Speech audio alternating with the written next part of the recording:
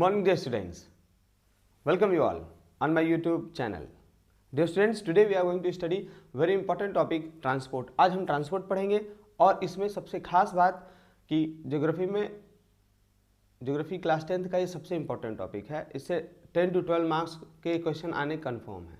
Okay, तो हम start करते हैं डायरेक्ट ताकि जल्दी से हम लोग इस टॉपिक को कंप्लीट कर सकें. चलिए फर्स्ट इसका ओवरव्यू देखते हैं. Means what are the topics which we are going to study here. First topic is about transport. Second is about the importance of the transport. You see here, importance of the transport. Third is we'll study about the roads, its advantage and disadvantage. Next we'll go for the railways, type of rail. यहाँ से यानी type of rail का मतलब gauge system division जो होता है, metre gauge, broad gauge, narrow gauge, ये सारा पढ़ेंगे. फिर रेल का एडवांटेज और डिसएडवांटेज पढ़ेंगे. वाटरवेज में जाके हम फिर इसका एडवांटेज, डिसएडवांटेज और कुछ इंपॉर्टेंट पोर्ट्स के बारे में पढ़ेंगे. ओके, किसके बारे में? पोर्ट्स के बारे में. अब देखो आप यहाँ खास क्या है, सबसे इंपॉर्टेंट एडवांटेज और डिसएडवांटेज, ये सबसे इंपॉर्टेंट है जो बार बार क्वेश्चंस में पूछे जाते हैं. ठीक, इसमें हमने गोल्डन क्वाड्रिलेटरल और सारे इंपॉर्टेंट टॉपिक्स कवर किए हैं. तो चलिए बिना टाइम वेस्ट के स्टार्ट कर रहे हैं. First will go for the transport system.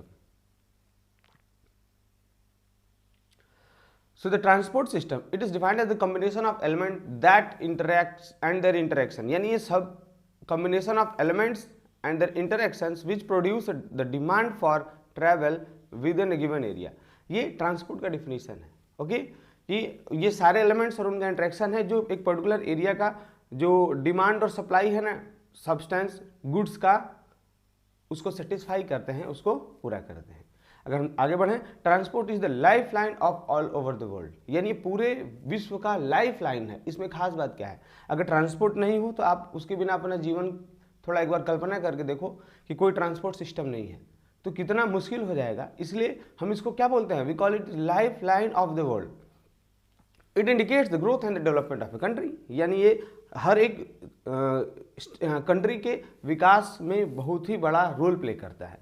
It involves the physical movement of the good. यानी इसमें होता क्या है कि जैसे देखें आप, इसमें physical movement of the goods, यानी एक जगह से दूसरी जगह, गुड्स का मतलब होता है सामान, इसको हम कैरी करते हैं. ओके, फिजिकल मूवमेंट हम ट्रक्स में, ऑटोज में, एयरक्राफ्ट से, वाटरशिप से हम क्या करते हैं, एक जगह से दूसरी जगह गुड्स को कैरी करते हैं, ढो के ले जाते हैं. और ये गुड्स का ट्रांसफर होना बहुत ही इंपॉर्टेंट है. अगर हम इंडस्ट्रीज की बात करें तो वहाँ पे रॉ मटेरियल्स चाहिए, तो रॉ मटेरियल्स का इंडस्ट्री तक आना खास हो गया.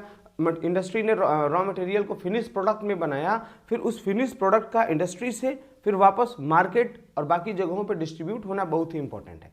तो बेसिकली हम बात करें, this is very important for industrial growth, all around growth. अगर आपको स्कूल जाना है, ऑफिस जाना है, कहीं जाना है, आपको ट्रांसपोर्ट अगर मिल गया तो आप आधे घंटे में पहुंच जाओगे. अगर वही नहीं रहा, आपको अगर पैदल चलना हो तो बहुत ज़्यादा समय लगता है. तो इसने हमारे जीवन को बहुत तेज कर दिया है. तो ट्रांसपोर्ट का हमारे जीवन में बहुत बड़ा रोल है. Next will talk about the importance of the transportation. यानी उसका महत्व क्या है. यहाँ से देखिए आप, क्वेश्चन होगा, write the importance of transportation.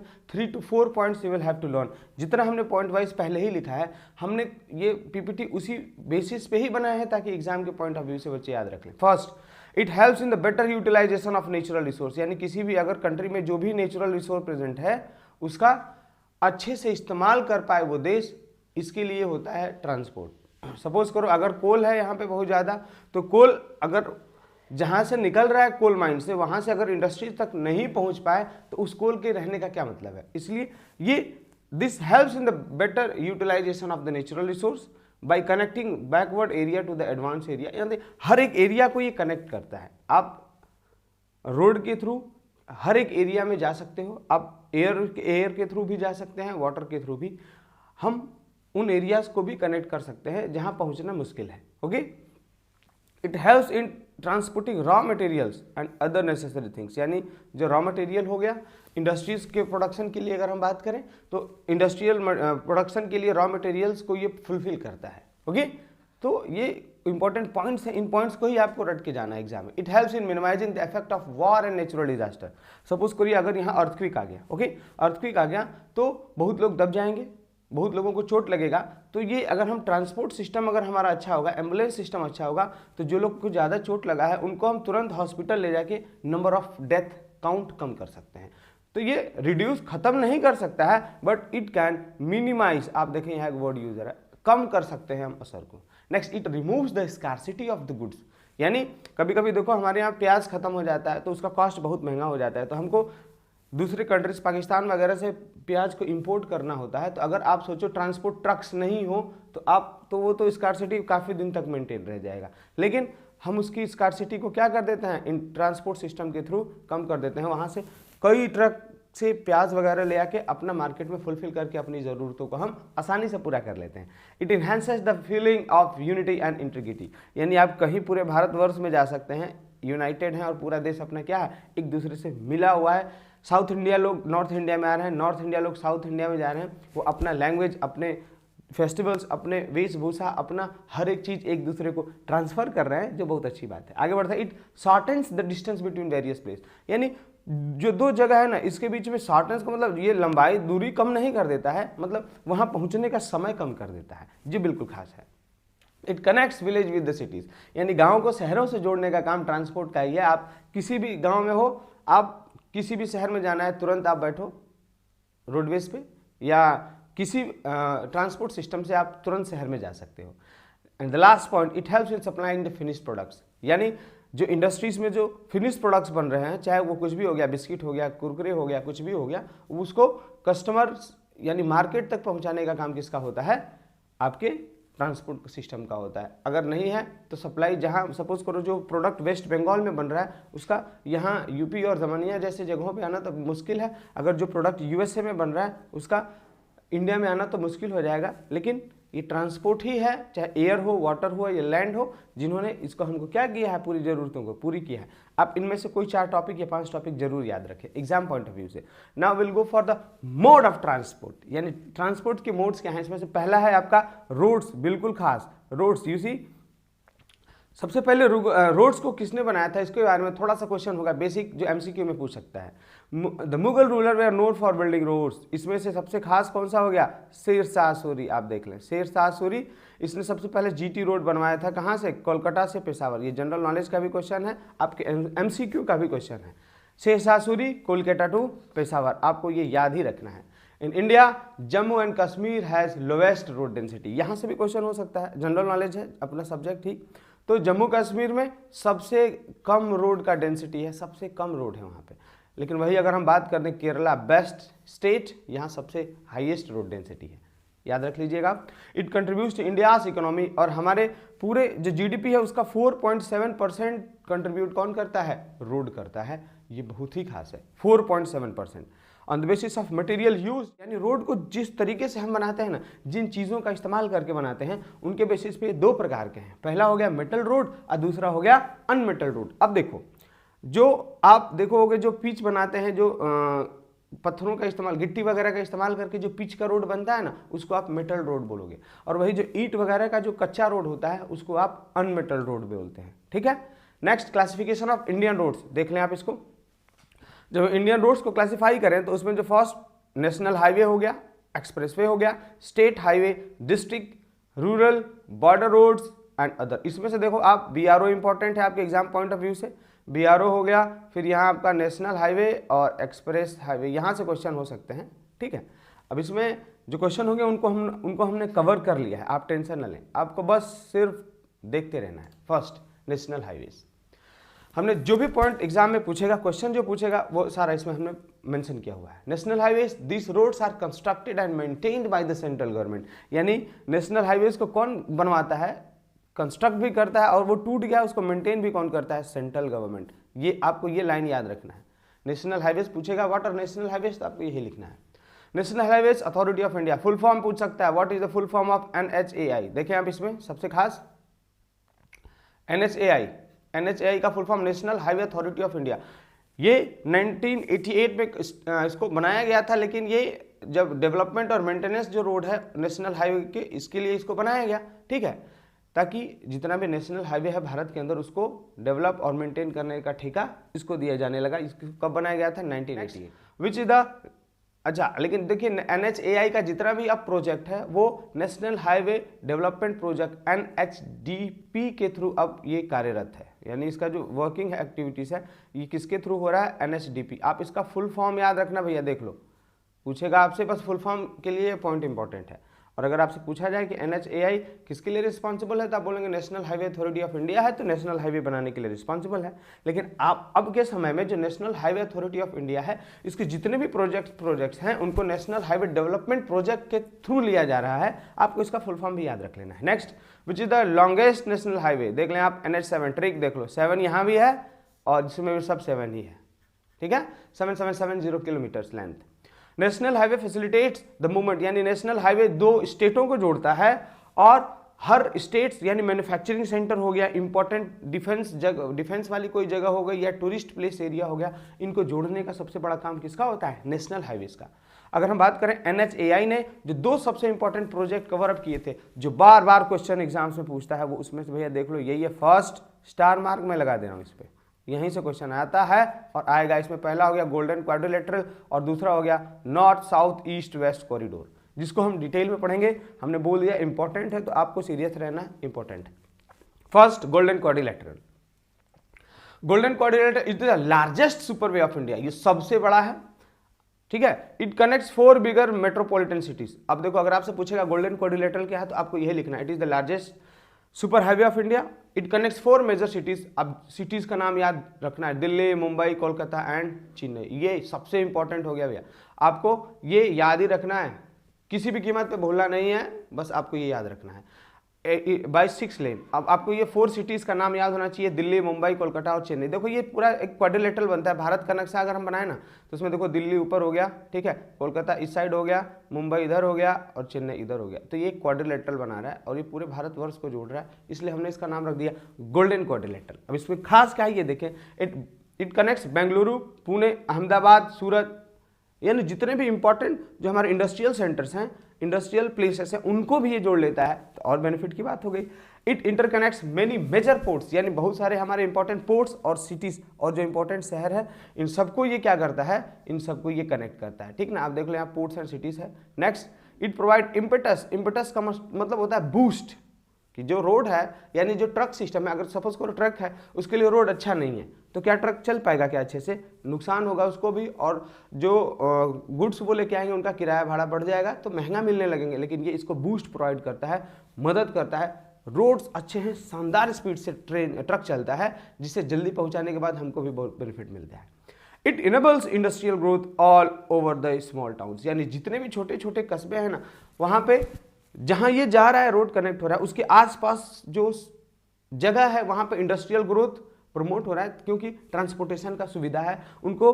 अगर आप उस रोड के पास अपना इंडस्ट्री स्टैब्लिश कर रहे हो तो रॉ मटेरियल्स ले आने में और फिनिक्स प्रोडक्ट्स को ले जाने में आपको बहुत ज़्यादा बेनिफिट होगा। आगे बढ़ रहे हैं, it provides big opportunity for the transport of agriculture product from place to place, यानी एग्रीकल्चरल प्रोडक्ट्स चाहे वो शुगर केन हो, जूट हो, चाहे वो कुछ भी हो जो एग्रीकल्चर से रिलेटेड है, उनको एक जगह से दूसरी जगह ले जाने में सबसे बड़ा योगदान इस गोल्डन क्वाड्रिलेटरल का है। तो आपसे क्वेश्चन होगा व्हाट आर गोल्डन क्वाड्रिलेटरल, तो आप लिखेंगे 4 शहरों का नाम, बोलेंगे ये लार्जेस्ट सुपर हाईवे है, इसके बाद इसका बेनिफिट पूछेगा तो आप इन 4 पॉइंट्स को याद करके उसमें लिख सकते हैं, ये आएगा 3 नंबर का क्वेश्चन। ओके, आई होप आपको समझ में आ गया। नेक्स्ट, अगर 2 नंबर का है तो सिर्फ आप इसका डिफिनीशन लिख के भी छोड़ सकते हो, लेकिन हमारे हिसाब से आपको थोड़ा सा ज़्यादा लिख ही लेना चाहिए। नेक्स्ट,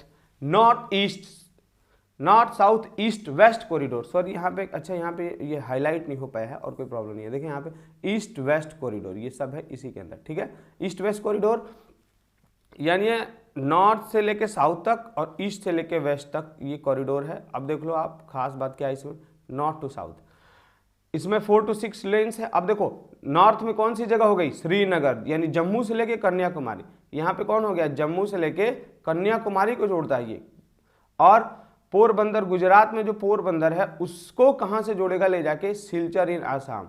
यानी देखो नॉर्थ साउथ, यहाँ से अलग अलग क्वेश्चन होगा कि नॉर्थ साउथ क्या है, तो नॉर्थ साउथ में श्रीनगर से लेके कन्याकुमारी तक। जब बोलेगा ईस्ट वेस्ट में कहाँ से है, तो ईस्ट वेस्ट में पोरबंदर से सिलचर आसाम, यहाँ तक रोड्स का ये पूरा जाल बिछा हुआ है, जिससे कि पूरे भारत में अगर आप देख लो जो रोड का नेटवर्क है वो कितना स्ट्रांग हो गया है इन दोनों प्रोजेक्ट्स के थ्रू। जो किसने लिया था, NHAI ने, ठीक है। मेजर एक्सप्रेसवेज ऑफ इंडिया, ये दोनों आप याद रखेंगे, एग्जाम में क्वेश्चन 200% यहाँ से होगा। अब हम बात करें मेजर एक्सप्रेसवेज। एक्सप्रेसवेज तो बहुत सारे हैं, लेकिन हमने इसमें से 3-4 को एक्सप्लेन किया है, क्योंकि क्वेश्चन हो सकता है इनसे हो जाए, ठीक है। पूर्वांचल एक्सप्रेसवे ये सबसे खास, सबसे इंपॉर्टेंट है, क्योंकि मोदी गवर्नमेंट ने इसको हाल ही में लॉन्च किया है, हाल ही में बनाया है, इसलिए ये पॉइंट हो सकता है। दूसरा इसका देखो, इसका जो सबसे दूसरा पॉइंट ऑफ व्यू जिससे लिए इंपॉर्टेंट हो सकता है, वो देख लो आप, लॉन्गेस्ट हाईवे है, ठीक है। देखें, Purvanchal expressway, it is the India's longest expressway. It was inaugurated bye Modi on 16 नवंबर 2020, यानी हमारे माननीय प्रधानमंत्री जी ने के द्वारा 16 नवंबर 2021 में इसका उद्घाटन किया गया। इट कनेक्ट्स, इंपॉर्टेंट है, गाजीपुर टू लखनऊ, यानी गाजीपुर से लखनऊ, हम लोग खुद गाजीपुर से हैं, तो यहाँ से लगभग लखनऊ जाने में 6 से 8 घंटे लगते थे, लेकिन वो समय घट के अब सिर्फ 3 से 3.5 घंटा हो गया है। ये बिल्कुल खास है। तो आप लखनऊ जाना चाहें तो गाजीपुर से अगर आप लखनऊ जा रहे हो तो 2.5 घंटे, 3 घंटे, 3.5 घंटे लगेंगे।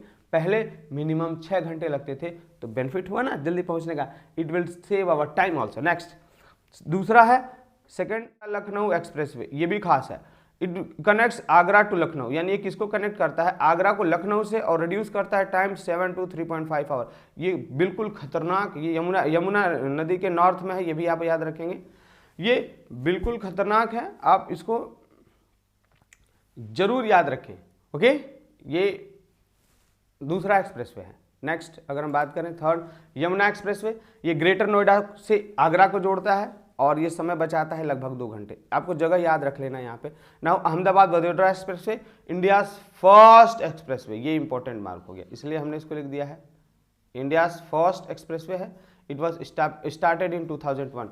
जितना इंपॉर्टेंट पॉइंट है वो हमने जरूर कवर कर लिया है, ताकि बच्चों का लॉस ना हो। And cuts journey between Ahmedabad and Vadodara to less than 1 hour, यानी 1 घंटे से कम में आपको कहाँ तक पहुँचा देगा, अहमदाबाद से वडोदरा, इसी के लिए है ये। नाउ बुंदेलखंड एक्सप्रेसवे, ठीक है। तो ये सारे एक्सप्रेसवेज हैं, और कुछ तो आप उनको देख लेंगे, ठीक है। हमने एग्जाम पॉइंट ऑफ व्यू से ही कवर किया है। Next, state ways, state highways. अब खास बात करें, हमने देखा स्टेट हाईवेज को कौन कंस्ट्रक्ट और मेंटेन कर रहा है, ये अगली बात है। दिस आर कंस्ट्रक्टेड, देख लो भैया, it is constructed and maintain, यानी इसको बनाएगा और इसको मेंटेन कौन करेगा, स्टेट गवर्नमेंट। कौन करेगा, state government. This link important cities, towns, महत्वपूर्ण शहर, कस्बे और डिस्ट्रिक्ट के जितना हेडक्वार्टर है उसको जोड़ने का काम किसका होता है, स्टेट हाईवेज का होता है। डन, आई होप आपको समझ में आ गया। नेक्स्ट आगे बढ़ रहे हैं, district roads. This are important roads that are connected, मतलब जो ये जिला के अंदर जो चलने वाले, जैसे हो गया, जैसे तालुकास हो गया, रूरल एरिया, गांव को कनेक्ट करेगा, ठीक है।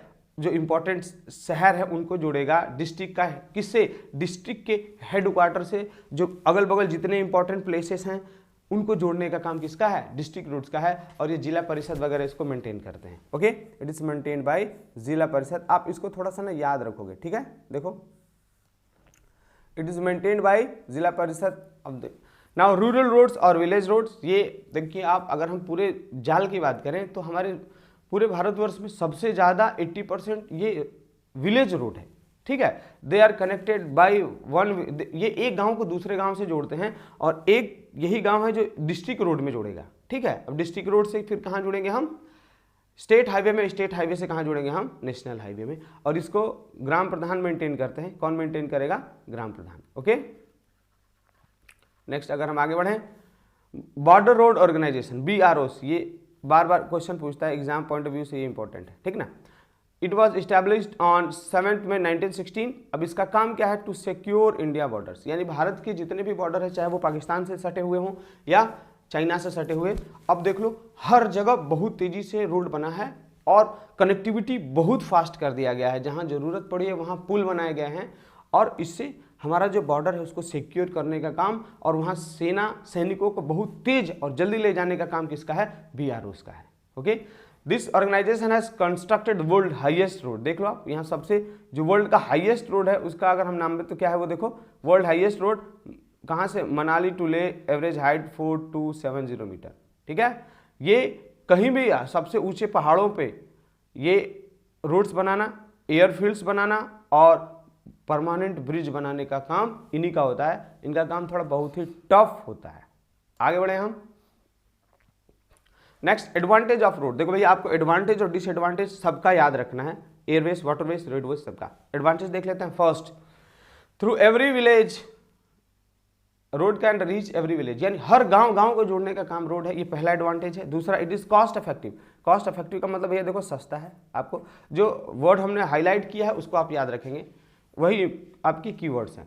Provides door to door service, हर डोर टू डोर सर्विस लेके जाता है, हर दरवाजे पे। आप जहाज से थोड़ी सबके दरवाजे जा सकते हो। Next, movement of goods through road is easy and safe. It is easy to construct in hilly terrain, यानी इसको रोड्स को बनाना आसान है इन कंपैरिजन टू एयरवेज, ठीक है ना। और रेलवेज के कंपैरिजन में तो बिल्कुल ही आसान है, रेलवेज तो चल ही नहीं पाएंगे आपके हिली इस एरिया में, इसलिए हम रोड का सहारा लेते हैं, ठीक है। यानी जहाँ पे एयरवेज और रेलवेज वगैरह या वाटरवे नहीं पहुँचा है वहाँ आपको रोड पहुँचा सकता है, ये इसका बहुत बड़ा एडवांटेज है। आगे देख लें, it is most suitable for constructing perishable products. Perishables का मतलब जैसे मान लो सब्जी वगैरह हो गया ना, जो सड़ जाएंगे, ठीक है, सड़ जाएगी सब्जी, उसको बोलते हैं हम वेजिटेबल्स हो गए हमारे, ये क्या हो जाएंगे, पेरिसेबल प्रोडक्ट्स। यानी अगर सपोज करो आप ट्रेन में आपने लोड कर दिया सब्जी, ठीक है, अब उसको जाने में पता चला ट्रैफिक सिग्नल क्लियर नहीं है, तो पता चला कि ट्रेन 2-3 दिन किसी प्लेटफॉर्म पे खड़ी रह गई, तो उसके अंदर जो सब्जी है ना वो सड़ जाएगा। लेकिन अगर आप रोड से है तो ईजिली पहुंचा सकते हैं, आपका प्रोडक्ट सड़ता। अगर मान लो यहाँ भी जाम लग गया ना, तो उस केस में क्या करते हैं ना ट्रक ड्राइवर्स, उसी लोकल मार्केट में जाएंगे, उनको वो बेच देते हैं, तो उनको बेनिफिट मिल जाता है, पैसा मिल जाता है, पूरा लॉस नहीं होता है। लेकिन अगर हम रेलवेज की बात करें तो आप ऐसा नहीं कर सकते हैं, ठीक है। Now disadvantage of road, first आपको इनमें से 4 पॉइंट याद रख लेना है।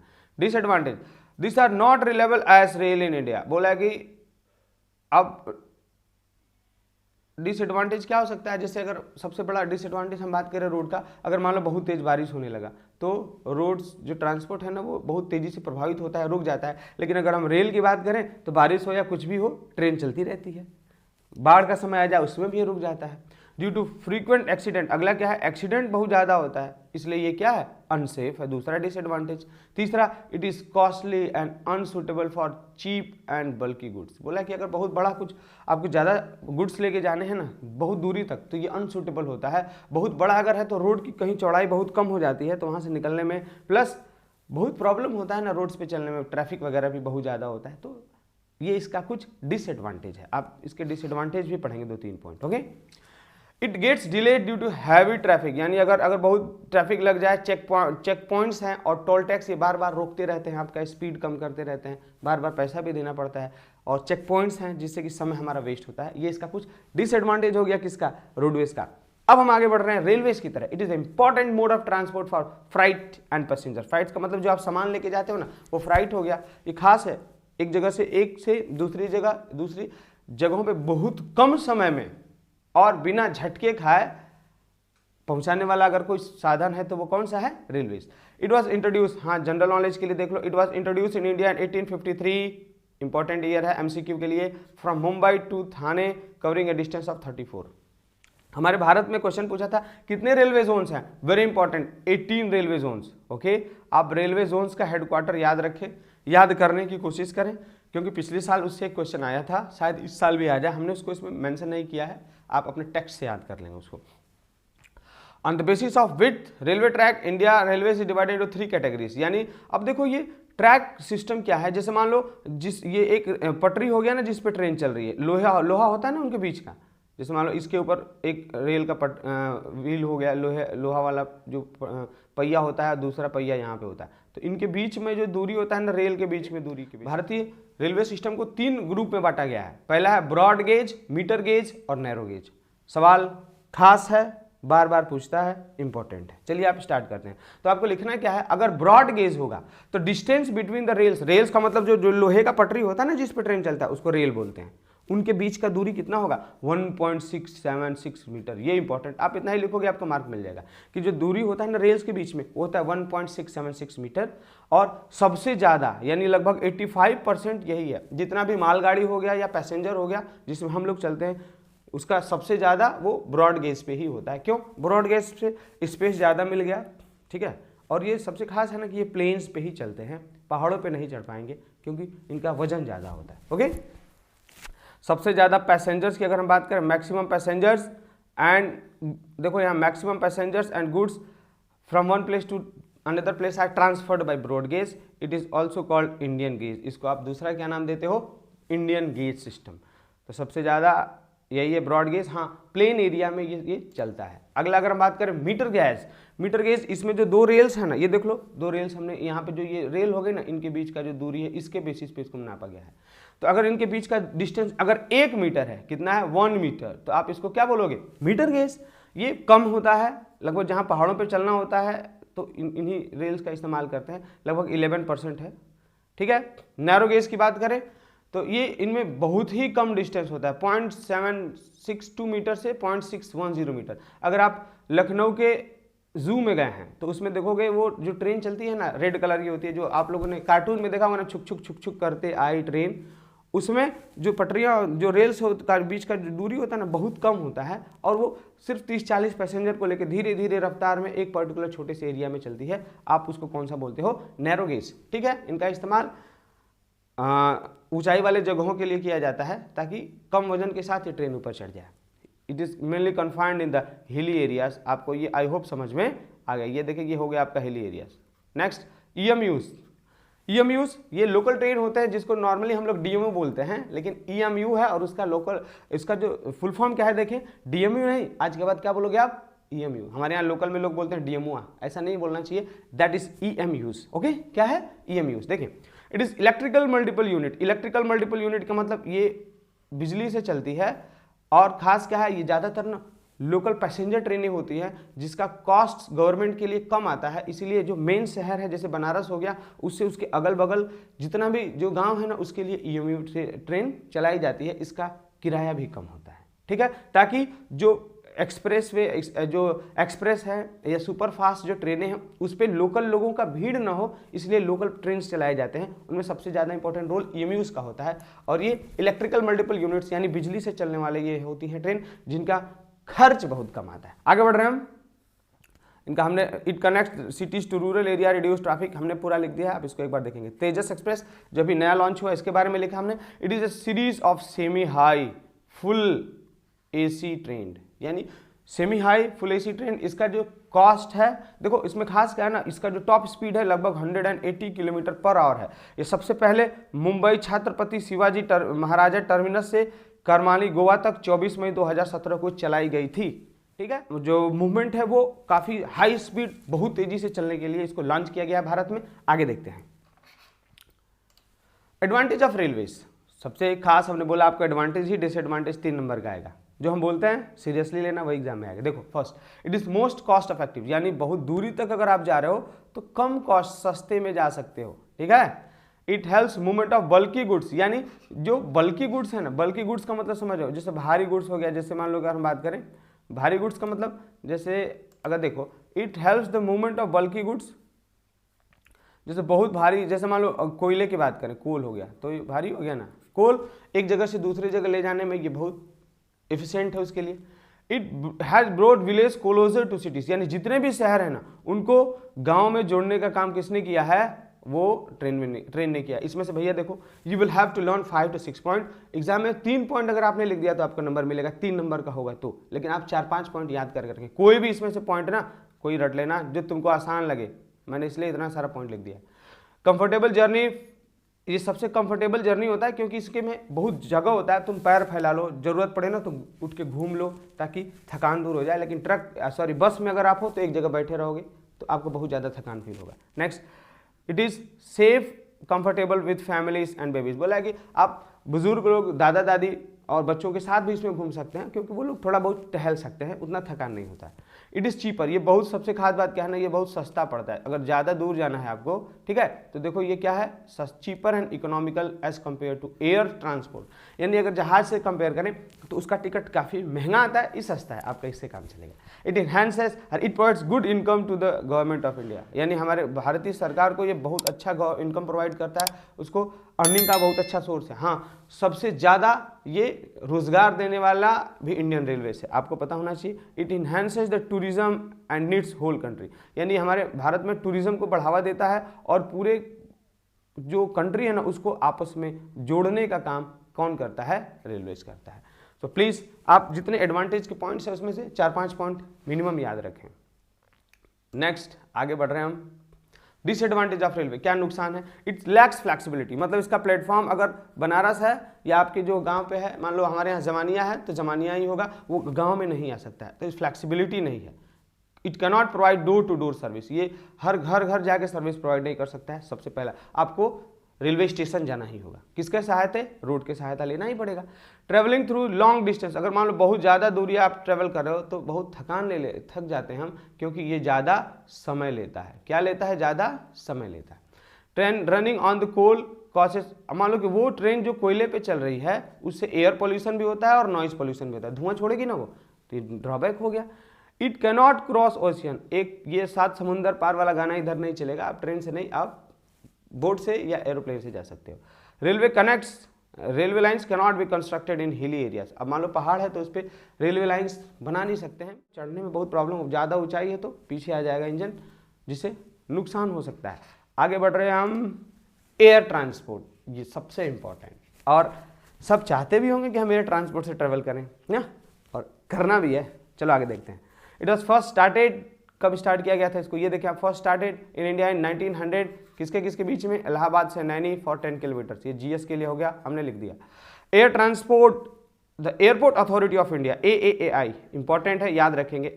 एग्जिस्टेंस में कब आया था? 1 अप्रैल 1995 को आया, और दो अथॉरिटीज को मर्ज किया गया। ये पूछ सकता है, national airport authority and international airport authority, इन दोनों को मर्ज करने के बाद 1995 में एयरपोर्ट अथॉरिटी ऑफ इंडिया को बनाया गया।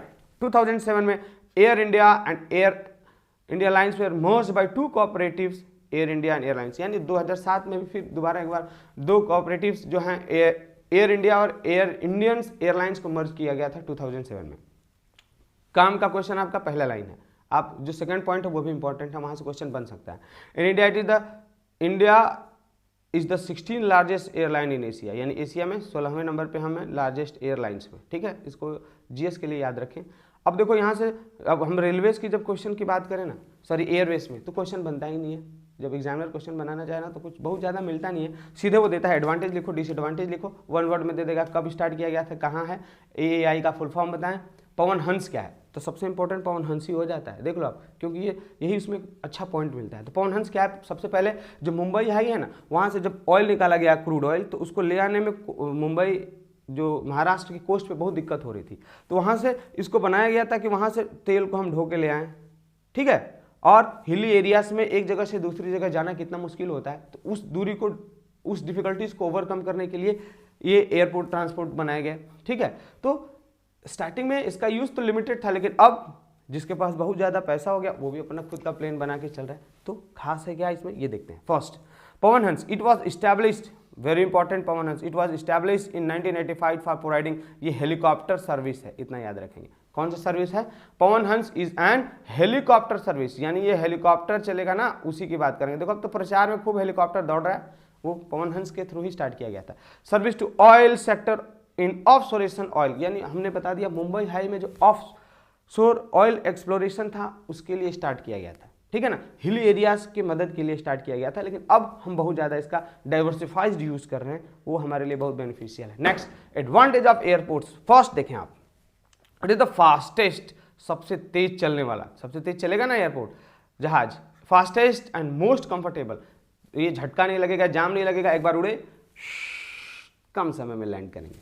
It can easily reach remote areas like mountains, forest, desert, कहीं भी पहुंच सकता है, ठीक है ना, इसका बेनिफिट है।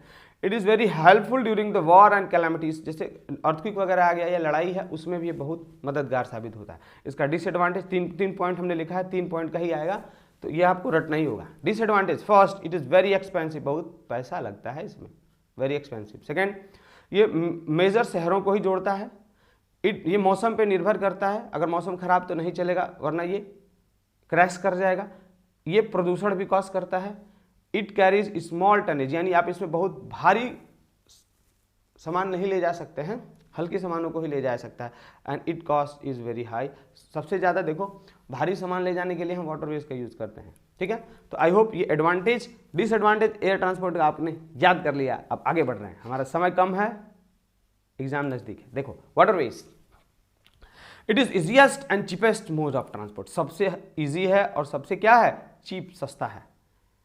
यहाँ कोई इंफ्रास्ट्रक्चर नहीं चाहिए, रोड नहीं चाहिए, कुछ नहीं चाहिए, बस यहाँ एक पोर्ट पे होना चाहिए और एक उस साइड, सबसे सस्ता, कोई इंफ्रास्ट्रक्चर नहीं चाहिए। It is divided into two part, that is first you see inland हो गया और दूसरा हो गया ओशियानिक। इनलैंड का मतलब सपोज करो कि इंडिया का हमने मैप बना दिया, ठीक है, तो अगर जो रिवर्स है ना अंदर, उन रिवर्स की वजह से जो ट्रांसफर हो रहा है यानी नदियों में, उनको इनलैंड बोलेंगे, और जो कोस्ट ओशियन की थ्रू हो रहा है ना, उसको आप क्या बोलेंगे, ओशियानिक बोलेंगे। आगे बढ़ रहे हैं, फर्स्ट इनलैंड देख लेते हैं।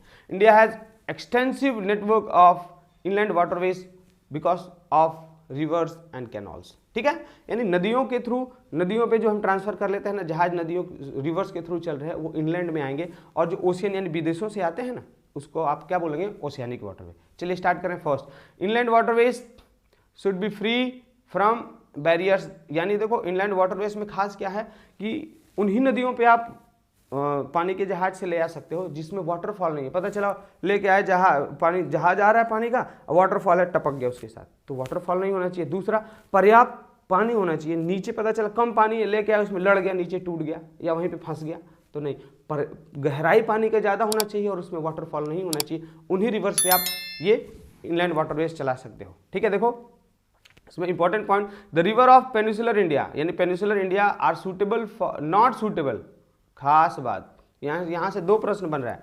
सवाल पूछेगा कि नॉर्थ इंडियन रिवर्स क्यों सुटेबल हैं और जो पेनिसुलर इंडिया है वो क्यों नहीं सुटेबल है। दोनों का रीजन या आंसर यहाँ मिलेगा। आप देखो, due to first, south Indian rivers की हम बात करें, peninsular India, they are not snowfed, यानी वो बर्फ के पिघलने से नहीं आती हैं, वो रेनफॉल से आते हैं। यानी अगर नॉर्थ इंडिया का पूछेगा तो आप बोलेंगे it is स्नोफेड।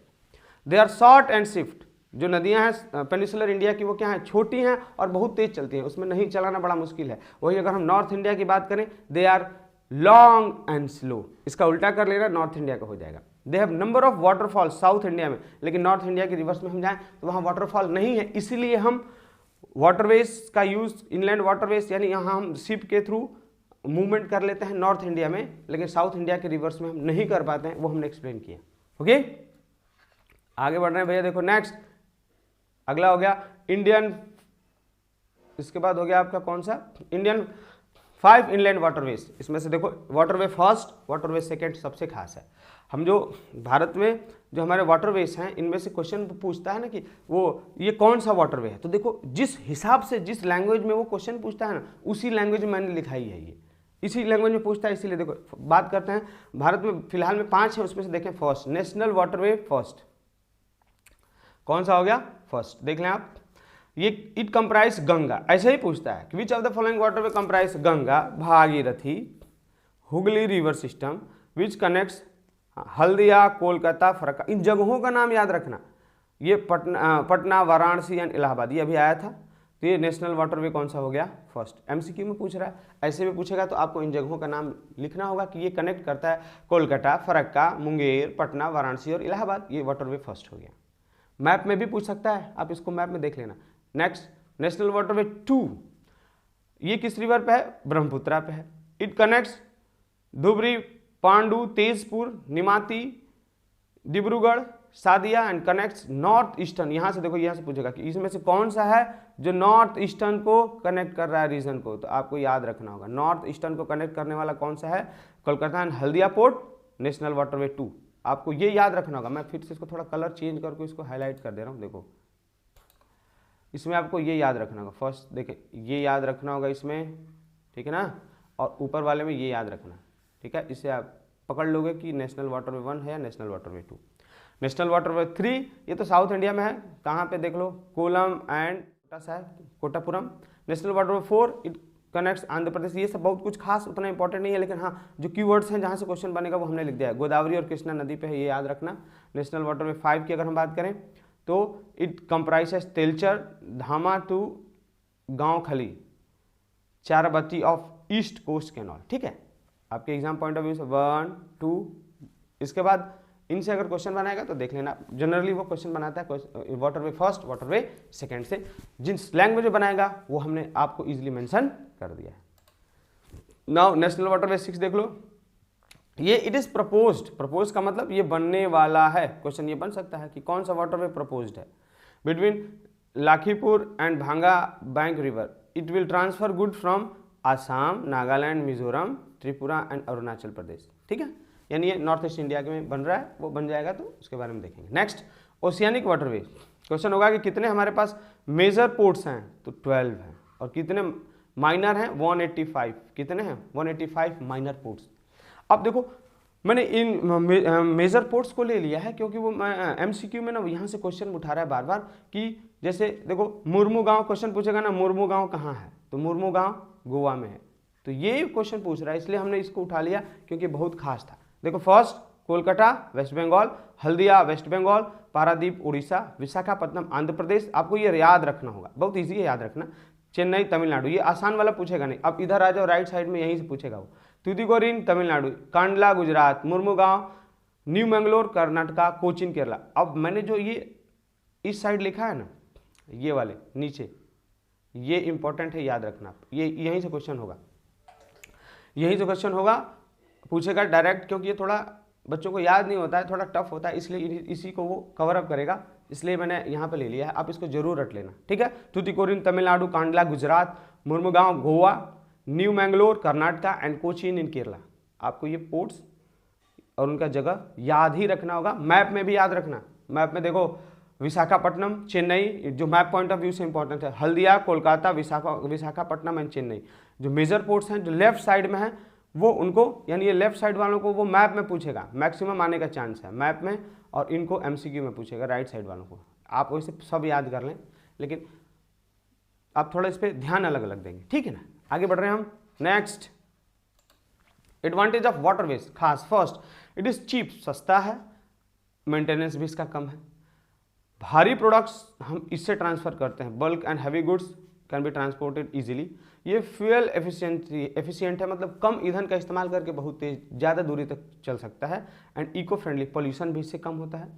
Water transport is safe and has lead compared, मतलब कि इसमें कम ट्रैफिक है और बिल्कुल ये सेफ है, आराम से, ये इसका सबसे बड़ा एडवांटेज है। आप एडवांटेज प्लीज याद रखें, एडवांटेज डिसएडवांटेज सबसे खास है, हम पहले ही बता चुके हैं आपको। Now disadvantage of waterways. First, it is slow means of transport, धीरे धीरे चलेगा, मैक्सिमम स्पीड 40 से 50। डिपेंड्स ऑन वेदर, मौसम पे निर्भर करेगा। अगर देख लो मौसम खराब हो गया या कुछ गड़बड़ी हो गई तो देख लो डूब जाएगा, टाइटैनिक का एग्जाम्पल दे दिया हमने। It is restricted to an area where rivers are navigable, यानी वो उन जगहों पे नहीं होगा जहाँ रिवर्स नेविगेबल नहीं है, यानी अगर रिवर्स के अंदर पानी कम है वहाँ वाटरवेज से आप नहीं जा सकते हो, वाटरफॉल है नहीं जा सकते हो, ठीक है। तो क्योंकि ये मौसम पे निर्भर करेगा, देखो इट डिपेंड्स ऑन वेदर, यानी वेदर पे डिपेंड करेगा, ये मौसम पे निर्भर करता है, तो ये इसका सबसे बड़ा डिसएडवांटेज हो गया। Long tour our travelling cost, sick illness, यानी अगर बहुत काफ़ी दिन तक जो लोग उसमें रह जाते हैं ना ओशियंस में, उनको बीमारी हो जाती है, सी सिकनेस, तो थोड़ा आप इसको याद रखेंगे। सो आई होप मजा आया होगा आपको। ये ट्रांसपोर्ट हमने कम समय में एफिशिएंटली वो सारे टॉपिक्स और पॉइंट्स कवर किए हैं जहाँ से क्वेश्चन होगा। आप भरोसा जरूर रखें, वरना अभी कर लो, नहीं तो एग्जाम के बाद आना तो पेपर मिला के कर लेना, ठीक है। लेकिन समझदार वही हो जो पहले से ही समझ जाए, ठीक है। चलिए, थैंक यू फॉर वॉचिंग।